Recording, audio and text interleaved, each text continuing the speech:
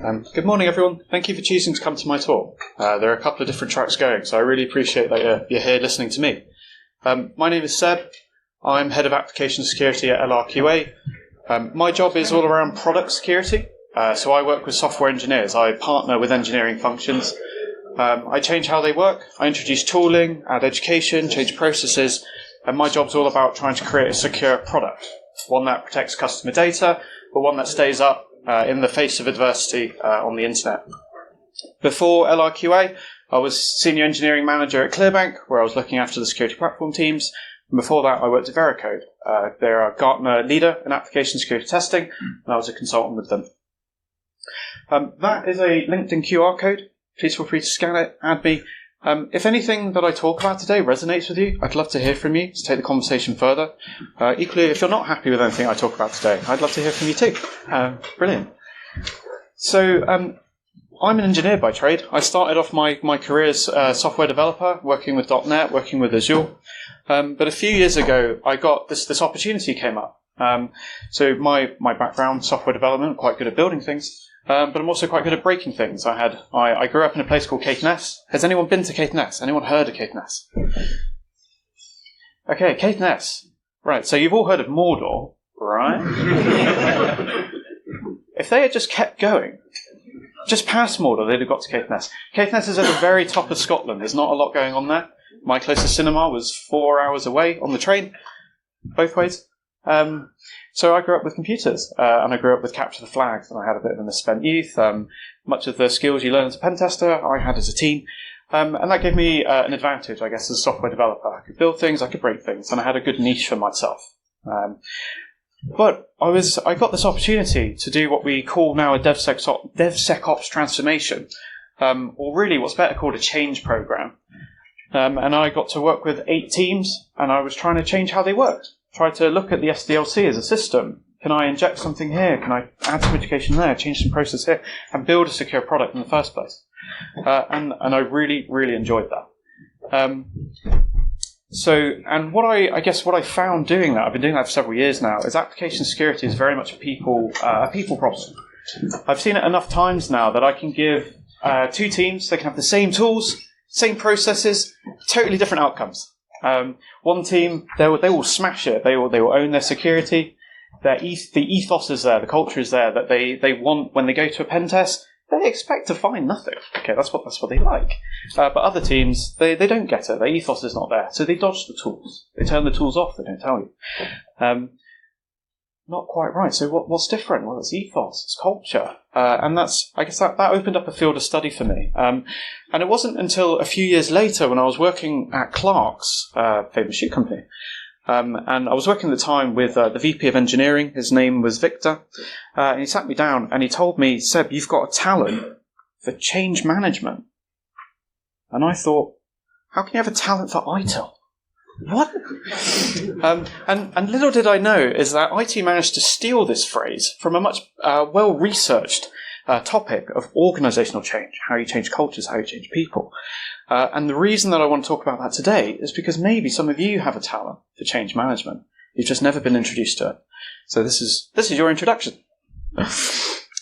So just to set the scene, I want to talk about what I see as the hardest problem. So many of you in the crowd today are going to be part of what I call the find camp.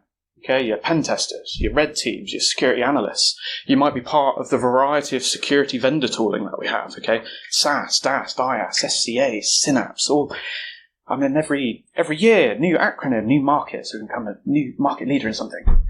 Lots and lots of tools, and your job is to find flaws. Okay, and that's very satisfying. It's got a very quick feedback loop. Okay, and it's very technical. It's a technical pursuit. Now, a smaller proportion of you are now part of what I call the fix camp. Now, that could be developers, that could be infrastructure engineers doing the patching, but it's also the GRC people among us, or the managers. Your job is not only to take that find, but convince somebody to fix it. And that gets a lot harder. Okay, now we're talking about governance, we're talking about compliance, we're talking about risk and priorities. We could be talking about cost. Can we afford to fix it? Is it worth it? And now we've got softer blends of skills, stakeholder management, all that kind of things come into play. Tougher job. And then an even smaller part of you, a smaller part of the crowd, are going to be part of what I call the prevent camp, and this is my camp. So this is now a step ahead. How do we change the culture in the team, the ethos, so that they can embrace security? In a prevent world, we have the tooling in play. We catch things quicker, faster, and fix them easier. In a prevent world, we have more advanced practices like threat modeling, and developers can run them themselves. This is a good world to be in, but it's very, very hard to get to. And that's what I want to talk about today. So I'm going to talk about three things. One is roadmaps. So I do DevSecOps transformation, so I'm usually in at the start. We've got a bunch of engineering teams who want to change how they work. I come in at the start. So I'll talk about my general plans for that kind of thing. And I also want to bring in some of the science. So you'll see some science. Very little of what I'm talking today I've made up. I just take research from other areas and blend it into DevSecOps. So I'll introduce you to that literature. I'm also going to talk a bit about sustainability and succession planning. One of the hardest things with change management is to keep a change going. And my response to that is to try and develop leaders, to try and enable opportunities to promote people into junior management positions and develop them as managers so that they can be the flag bearers, lead the way, keep the change going. And the last one I want to talk to, and this one's a little bit Marmite, so we'll see how it goes, but it's really around growth and what I call intrapreneurship. How you can grow a function to get more resources, to get more influence. Not empire building, entrepreneurship. I'll talk about that in a bit. So for a DevSecOps transformation, I'm usually looking at a 2 to 3 year horizon for the change. Why is it 2 to 3 years? That really comes down to the mix of people in an organization. When you're starting a change program, you're going to have a percentage of people who are going to support your change. They're on board, they're drinking the same Kool-Aid as you. Okay, but there's going to be another section who don't like Kool-Aid. They don't like your change. Okay, and you're going to have a big wad of people in the middle who are quite agnostic. The reason we're looking for 2 to 3 years is because the annual turnover in staff is actually about 10%. So every year of this change program, I will get 10% of the people coming into the organization, and as long as I can capture them, show them what the world should look like, and they believe it looks like that, they will be part of my change. So that's generally why it takes 2 to 3 years to get a cultural change in an organization. Now, the top layer, we're talking about security posture. A lot of you are going to see these things and think, oh, yes, I've seen that. I might have done that. And that is around improving the posture of an organization. Generally starts with an assessment stage. That writing is not too small, right? You can read that. There's generally an assessment stage, and there are some very, very good mature frameworks out there for assessing security in the SDLC and for teams. Okay, OWASP have SAM, Security Assurance Maturity Model, very, very good. We've got NIST, Secure Development Framework, NIST SDF, slightly newer, fits very well with the NIST framework. My favourite is BSIM. Has anyone heard of BSIM, Build Security in Maturity Model? No one at all? It's about 13 years old, actually. Very good framework for assessing the maturity of a team for secure development. It's curated by Synopsys. Some of you might have heard of Synopsys. They're quite popular as vendors. Yeah, seen a couple of nodding heads. I like BSIM mostly because the material that Synopsys produced is very professional. I'm quite happy talking a CTO through that material. They also have benchmarking, industry benchmarking data. So I'm able to assess a team and say, well, really, for your industry, you should be over here, which again is very good for convincing people why something is important or how far we might be behind. After then, I will then lean into people-focused initiatives, and that usually starts with developer security training. At some point, I am going to bring in a static analysis tool, an SCA tool, cloud security posture management. I am going to bring that stuff in, but if I haven't taught people the language of these tools, they're not going to understand what the tool is telling them. And if you're told a bunch of things you don't understand, you will dismiss it as noise. So you have to start with education. Okay, bring in Know Before or Hacksplaining or one of these other partners. Teach people before you give them the tool. I will then look to a mature tool. The reason for this is because I want to get an easy metric on the security health of my estate. Static analysis is very good for this. I can plug into a source code management system and get a very quick handle on a metric of security health. That's very handy and will become part of my reporting, part of my return on investment, part of being able to prove that the world is getting better. But you might choose cloud security posture management. A word of warning, don't pick them all. That's just too much noise and you'll spend all your time aggregating data. That's not very good. Just do one and do it well. there will undoubtedly be, and also please don't take this roadmap and copy and paste it into your own. I'm really trying to portray the order of things that I'm trying to do stuff. Start with education, get an automated security metric. The next one, I'll start looking more at perimeter defenses, because no doubt you're in an organization, especially if they've been there for 5 or more years, you're going to find stuff. You're lifting up carpets. Oh, there's things we have to fix. Stuff like web application firewalls, they're actually very versatile. Not just for preventing common web applications, but if I've got parts of my estate that I can't fix easily, it might be legacy, it's packages we can't update. Stuff like WAFs, they actually give you, they're very flexible and can help you mitigate other things, so quite handy. They are also a source of data of what's happening on the internet, real attacks that are happening at you, and being able to get some of that data over to developers to show them that the threat is real is very handy. We've got WAFs, policies, procedures. I usually bring this in probably the second year, once I've got a handle of what good looks like, what's sustainable, and then yes, we might talk about policies and procedures. I don't like starting with policies and procedures, which many people do. Compliance-driven security is not very inspiring. That's a really hard story to sell. So I would generally bring it in the second year. And lastly, stuff like threat modeling. I mean, threat modeling is really the pinnacle for me of secure software design. When you can get developers who can own this. Oh, I've gone off again. Sorry.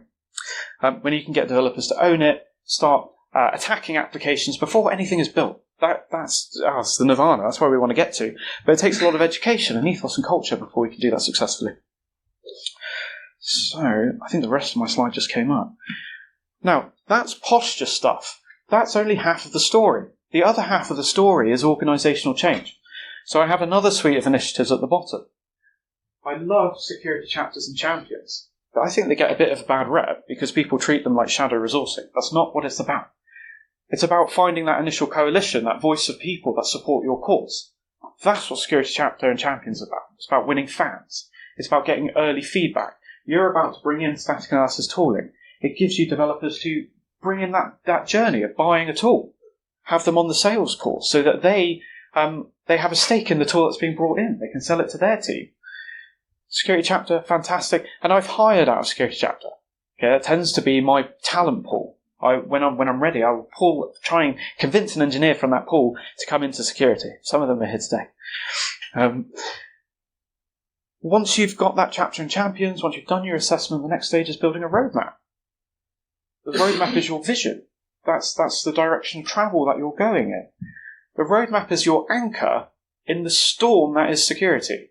Okay, every incident's trying to ruin your agenda, or other parts of the organisation trying to ruin your agenda.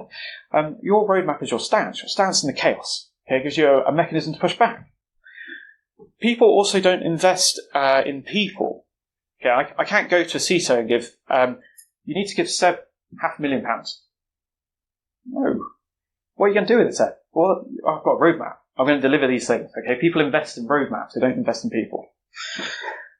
Once we've got some of that, I start to turn on the communications engine. I will have a front door. I will try and make my team as accessible as possible. So this could be a Teams channel in Teams or a Slack channel.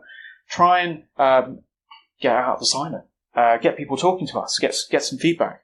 And start regularly communicating. I will produce a report that I'll send out to the whole organisation every 2 weeks. I will present every all hands I can to have a continual presence so people know that we're here and all the good stuff that's happening. I will then start to work out secondments and rotations. They're fantastic. Not only do I want developers to come into the security sphere to see what we're doing, understand what tools we're working with, understand the challenges that we have, but I want them to make friends. I want them to make relationships. What I really want is asynchronous methods of communication that are happening. And rotations are very, very good for establishing that. But it works the other way too. I want my team to get out into the developer sphere. I want them to understand the tools that they're working with. I want them to understand the pain. I want them to build empathy for developers. Because developers have many stakeholders and they have a tough job. If I can get my team members in there, they develop empathy, develop friends. And friends is very, very important. And the true worth of a leader, so if you are trying to establish rotations, some managers will be very supportive, and they are true leaders. They understand what's best for the organisation. Building friends, making connections, finding reasons to stay with the company. If you find a manager that is resistant to rotations, well, it's very telling. Gamification I will also start to bring in at this point. Gamification is great. So how can I enable teams to see how well they're competing against their peers? Very competitive. We are in security as well. It makes things interesting, keeps the interest going. Has to be done delicately, has to be done with respect. You really should only be rewarding teams that improve the most month by month, not just, you'll have one team who have a greenfield estate and they're able to do everything perfectly because that's the estate that they landed in. You'll have other teams that have to hold together a 20-year-old Java application on Oracle and now have to use Oracle Cloud, which is awful. That's not their fault. And they will always come last in the reporting, but it's not their fault. But if they improve, they should absolutely be rewarded. Okay, so you really should be gamifying on the improvement. Bear with me, slightly amateur at this. Oh no.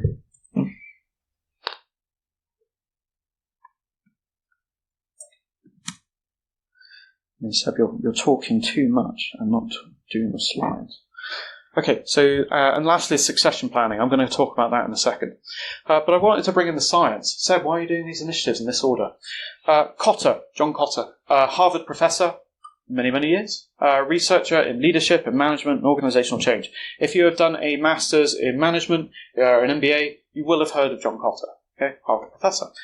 Cotter has a model called Cotter's 8 Steps. 8 Steps for Organizational Change. And I'm going to talk you through how I've weaved that into my roadmaps. Step 1 of Cotter's organizational change is urgency. You have to be able to tell people why you have to change. Why is it important? Why are we doing it now? That could be by establishing that your maturity is way below industry average. That could be your reason for change. It could be a customer pressure. It could be new regulation. Or too often it happens to be a breach. But that's your urgency. That's what starts the change. The second step is about the coalition. A lone voice is not very loud. A group of voices is much louder. You need to go and find your other advocates, your other people that see the world, how you see it, and want to be part of the change. You need to build that coalition, and that's why security chapter is so important. Once you've got a coalition, you need a vision, and that's where the roadmap is. You need a state of nirvana. What are you all working towards? You then need to communicate, especially in remote working environments. Teams, emails, present frequently just to communicate the change and stay present. You then need to, that's number 5, empower people to keep the change going. You need to be able to give away responsibilities, and that's where secondments, rotations, and again, security champions can be very helpful. You can start to give powers back to people to run their own tooling, to have permissions to suppress flaws. You're empowering people to be part of the change, and then you need to be able to communicate all the wins that are happening. Okay, we spoke already about that static analysis metric or the cloud security posture metric. If you're reporting that on a regular cadence, you're demonstrating return on investment. It gives you the case to go and ask for more money. That's a good thing. And lastly, we've got number 7 is about not letting up. Changes can burn out. Organizational change, 2 to 3 years. It's quite hard to keep momentum going for that long. You have to work out novel ways of doing it. Gamification is a very good way of doing that. You will have other organizational changes that are competing for airtime. Gamification is part of the answer. And lastly is about making it stick. How do you make your change stick? And for me, that is about succession planning and developing new leaders so they can take the flag bearer and I can go off onto my next gig. So Cotter's 8 Steps for Change. There's a reference there. I will send out the slides after if anyone's interested. This is a very good book, what leaders really do. It's quite old now, but you can get it on Amazon just for a couple of pounds for the hard book. I would recommend it. Okay, so sustainability, succession planning. How do I keep the change going? How do I develop leaders? My first step, this is the small part of the talk where I will say this is, I guess, original thought, so you can take it or leave it, that's fine, I won't be offended. My model for performance objectives, when I've got staff members, is centered around three aspects. The first one is about decision making. I need people to develop good, strong leaders. I need you to be able to make good decisions. That's what I care about. But what is good decision making? Well, that's about your ability to go and gather and run experiments. It's about your ability to go and gather data or get evidence. It's about your willingness to go and seek an opposing opinion, to get diversity in your thought. These are all the aspects that make good decision making. And really what I'm trying to do is train my team members to be able to make good decisions, but to be able to articulate the assurance process of decision making, because that is what senior leaders are looking for. They don't care about the decision that you make, they care about how you make it. They want to know that if they followed the same steps that you did, got the data, ran the experiment, spoke to all these people, that if they follow that assurance process, they'll come out with the same answer. That's what they care about, not the answer itself. The second one then, so decision making, that's about choosing the best path. Okay, of all the paths you could take, you choose the best path. Once you've chosen a path, you need to convince people to go down the path. And that's where leadership comes in. And that's a whole different ballgame of skills. Okay? Communication skills, being able to present, being able to tell a story, being able to sell something, that's all part of leadership. Being able to make people feel safe, psychological safety, all aspects of leadership. That I need my junior managers to adopt and practice these skills. So you've chosen the best path, you've convinced somebody to follow it, and the inevitable happens. New data comes along, you're on the wrong path. It's just life. But to do that repeatedly requires resilience. And another wealth of conversations to have in one-to-ones, how do you make someone personally resilient? And now we're talking about work-life balance. Avoiding burnout. We're talking about priorities. We're also talking about friendship. Okay. It is well researched that one of the aspects for living a long, healthy life, the people that live longer, they have strong social connections. Your performance, my challenge to you is the number of friends you have at work will correlate to your performance at work. If I want you to perform better, I need to encourage you to make friends within the business. So that's objective setting. I'll set those 3 objectives. I want you to develop these skills. Now, from my experience, one of the biggest challenges in technology that I've had developing leaders is around politics, company politics. The refusal to play or be seen playing in company politics. Nobody likes politics. But it's a matter of life, especially when you're in an advocacy role. I am an advocate of DevSecOps. I am playing an advocacy role. I need time on people's backlogs, and I need them to change how they work, but I don't have control. I have no authority. So all I can use is influence. So I need to learn to play the game. We're all professionals. One of the ways that I've tried to reframe politics, and the irony of this is not lost on me, many of you will have used Kali, or one of the other variety of security tools we have. How is firing a tool like that at production any different than taking the skills of influence in politics, trying to make a positive change in your organisation? It's not the tools that are evil, it's the people that use them. My other challenge, and I think I've put a reference to another book there actually, The Leadership Pipeline, which I definitely recommend going to take a look at. This was actually developed out of GE's leadership development team. It's a very good book about developing leaders. And it really articulated to me the difference between skills and values, which is a really tricky one to navigate when you're trying to grow junior managers very, very quickly. Just because somebody has the skills to do something, to lead, to manage projects, and manage budgets, just because they have the skills, it doesn't mean their values have caught up. It doesn't mean they value that skill. And that can be really dangerous territory.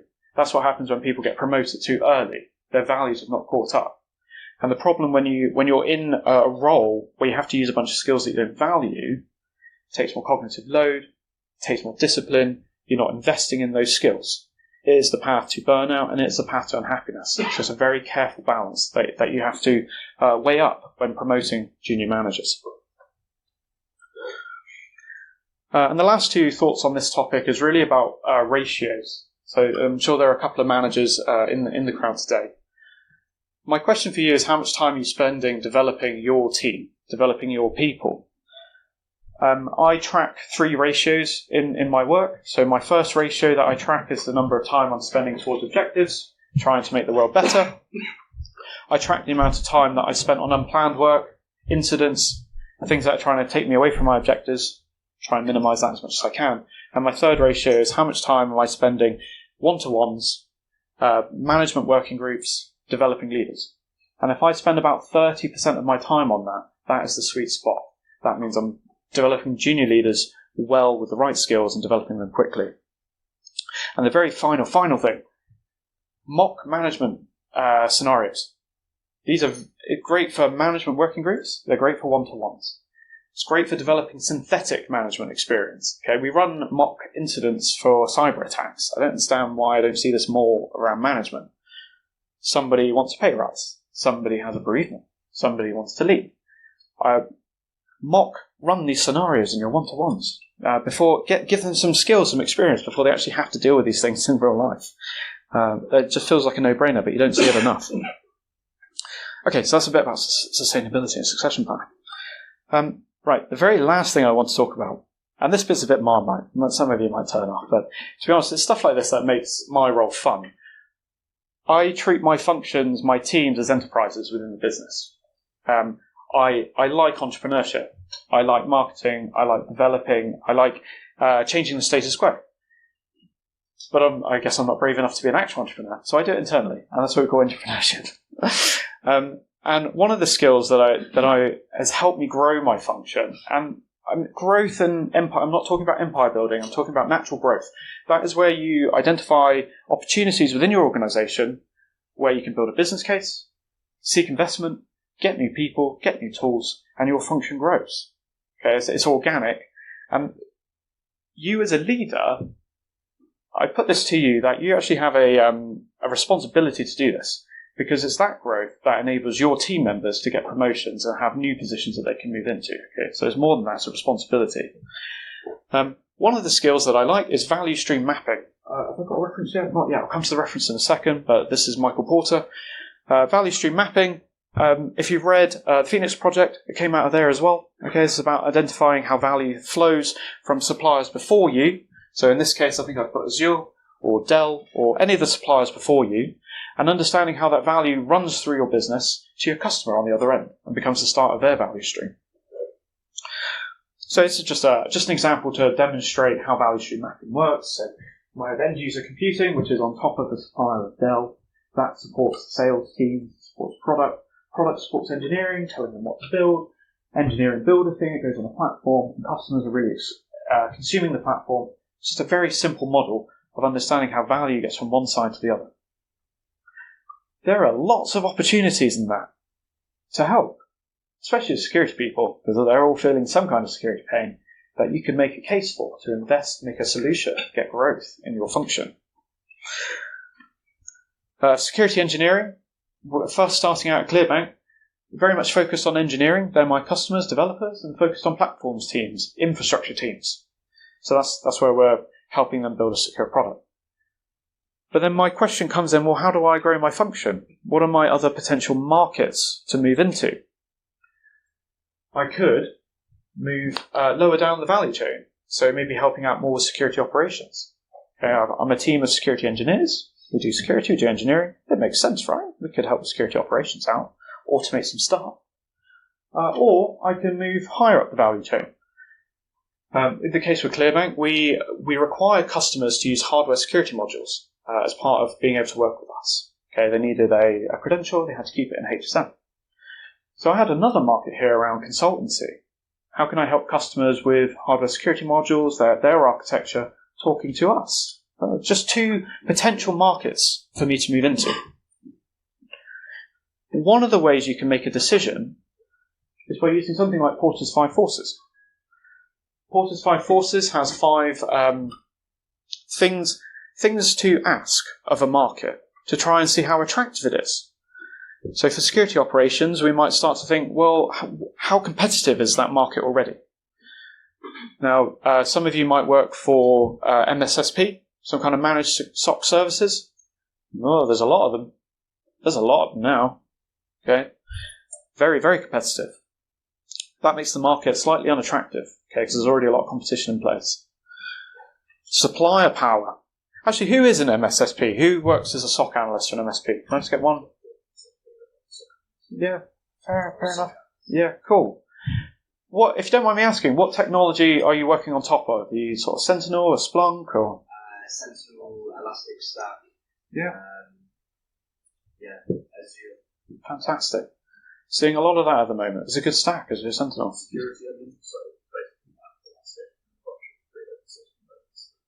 Brilliant. Fair enough. Now, when you take a Porter's 5 Forces look at this, there's a lot of supplier power in that market. You are dependent on your tooling, okay, in a way that other markets are not. You're very dependent. You might be dependent on Azure Sentinel, you might be dependent on Splunk. They've got a lot of power over you. When their prices increase, that can hurt a lot, and you're not going to have a lot of voice to fight that back. Okay, so as a market, again, it's not looking so good for my particular use case. I'm not trying to say it's a bad market. Buyer power, again, a bit strange, like in the SOC analyst world. This probably plays a bit better for SOC analysts, at least internally within an organization, because your end users, they have no idea what products you're using. So actually, buyer power is quite strong. Buyer power is quite weak in this market. The threat of substitution, so bringing another SOC MSSP along, there is a threat of substitution there. Move to another MSSP. And what's the last one there? Threat of new entrants. Well, we're seeing a lot of these kind of vendors coming along. I hope you're starting to see the picture that I'm trying to paint here, that that's actually quite a competitive market, and it would actually be quite dangerous for me to try and exploit that internally. I could be replaced with something else quite easily. Where when I look at the market of HSM consultancy for customers, that's a great market. No one's doing that. That's really hard to find on Google, HSM consultancy. I haven't got many competitors. I've got no competitors at this point, so absolutely a greenfield market for me to develop. Buyer power, well, it's kind of consultancy. I'm not using any tools to deliver it. Okay, so I'm not bedded to any. I have no supplier power in my market. Buyer power is a lot stronger here, so I might have small customers and I might have big customers. The big customers, they can be quite demanding. They can be very demanding. So there is buyer power. So that's a bit of a negative in the market. But I hope you're trying to see the picture I'm trying to paint here. It's just one of the models for me to understand how I can exploit internal opportunities. So that's value stream mapping, and that's Porter's 5 Forces. And I think I do have the reference now. Yes, Michael Porter, another Harvard professor. Okay, he's been doing this for 40, 50 years, written many, many books. Definitely worth going to see. Okay, final thoughts. How am I doing for time? Hopefully it's okay. 10 minutes, brilliant. Some of you are going to be thinking, Seb, you just talked about leadership and management and money, but I'm not a manager, I'm not a boss. Leadership is a choice. Anyone can be a leader. Anyone can make a stand for a change. Anyone can build a coalition. Anyone can acquire resources. It just takes knowing the right skills. And it really starts with self-leadership, which was a coin actually termed over 40 years ago by Charles Mance. So a lot of these again, I just wanted to introduce you to literature because it wasn't a topic that I was ever introduced to at school, at university, and computing. It was much later in my career that I got introduced to this. So just the last couple of thoughts. I implore you, if you want to go down this path, take your work seriously. People need to know that you're a serious person trying to make the world better, but don't take yourself very seriously. It's not very fun to work with those kind of people. I like to be quite fun. I'm the first person to make a joke about myself. So take your work seriously, but yourself not too much. If you do want to go down this route of leadership, you have to understand your personal brand. Who are you? What are your values? You're probably seeing some of my values coming through in this talk. I care about people. I care about vision. I care about high performance and developing people. Having a strong set of personal brand, a strong set of personal values is your compass. It will help you make decisions very quickly. It will help you make decisions that are congruent with your identity. It helps you establish integrity with other people because they can see you can make a consistent set of decisions meeting those values. Personal brand, you should absolutely go and work out what your personal brand is. Take an interest in others. I think this is quite hard for technology people. I like to try and meet a new person within my organisation at least once every week. So I will go and reach out to other parts of the business, whether it's finance, whether it's sales or marketing. And really, I'm just interested to know how they work. I'm interested to know if there's a market there that I can exploit, actually. That's why I'm talking to them. But I can only work that out if I'm listening to people and asking about their problems. So I'd absolutely implore you, go out into the rest of your business. Say hi, have a virtual coffee, ask about their problems, and see if you can help. Now, I'll be honest, this is a little bit godfathery. I'm looking for favours. I'm helping other people, especially when you're in security. Everyone feels some kind of security pain. But you're also IT technologists. Your basic IT skills, there are people in sales and finance who don't have that. And just because you can say, this is how you make a new team, that could be news to some people in your organisation. And that's a really valuable thing you've passed across. But you've also gained a favour. I would encourage you all to practice reflection. I have 30 minutes on a Friday, the last thing I do every week, just working out what I've done. What are the good things about this week? My own personal retro. That's what it is. Tweak how I behave. Getting feedback from people. I would encourage you to do this. Try and develop a habit of reading or listening if you're into Audible. Either works. Many of the problems that you're working on have been solved before. In some cases, with organisational change, solved 50 years before. I just needed to read the book. And then try and apply it. All you're seeing today is me trying to apply management theory and business theory into a DevSecOps context. That's innovation. It's very small innovation, but still innovation. And I would encourage you to try and do the same. This one's a bit more controversial. Always have your next interview in mind. You should go and pursue the stories that you want to tell at your next interview. So if opportunities come along to get involved in this project or that project, there is a tendency for some people maybe to look inwardly and say, it's not in my job description. I'm not paid to do that. I would encourage you to maybe think about how do you make sure the next person pays for that? And go and develop those stories. Go and find those stories.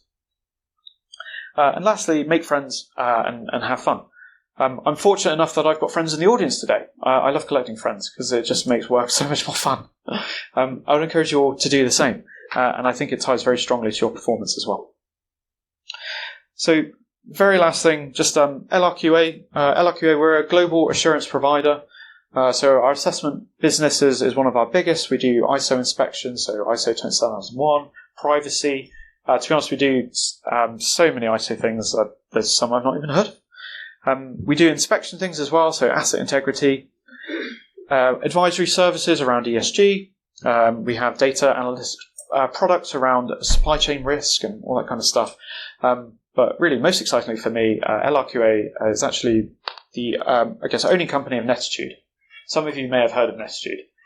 So Netitude, cybersecurity company, market leaders, award-winning for all your offensive security needs. So red teaming, pen testing, research.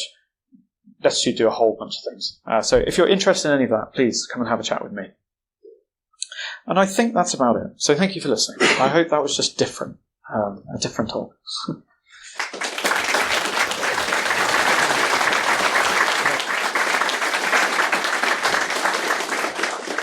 My plan of running my talk to time so I don't have any questions did not work. I've got 5 minutes if anyone has any questions.